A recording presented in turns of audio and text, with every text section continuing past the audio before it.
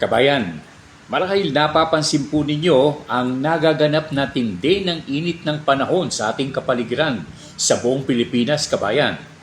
Abay, ito po ay hindi pala ang tinatawag na Super El Nino pa, kung nabalitaan na po ninyo ito.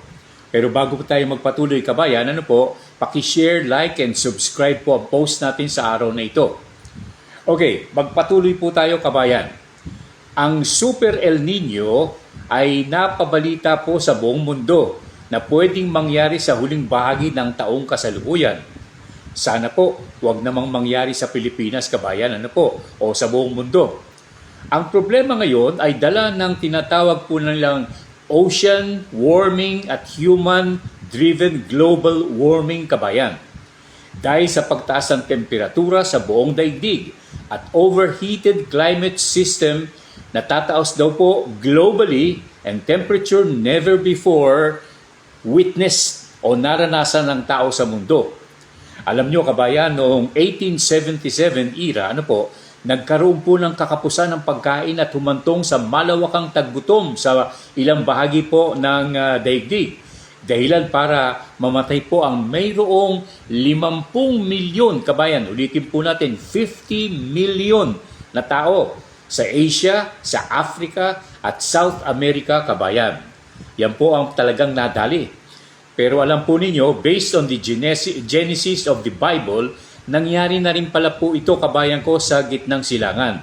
Maraming taon na ang nakalilipas. In particular, sa Ehipto. Ito po ang istorya. Si Joseph, na anak po ni Jacob, ay nagsabing nagbalita po sa kanilang Pharaoh na magtatanim kaagad ng iba't ibang uri ng halaman at gumawa ng paraan para makapag-imbak ng pagkain up to 7 years na tatagal. Matagal yun. At para daw maiwasan di umano ang malawakang kakapusan ng pagkain na tubig sa kanilang lugar at malaunan, sila po ay nakapag-imbak ng pagkain kanilang kailangan. Bukod sa rito, nakatulong pa sila sa ibang mga kalapit na bansa sa Ehipto, kabayan.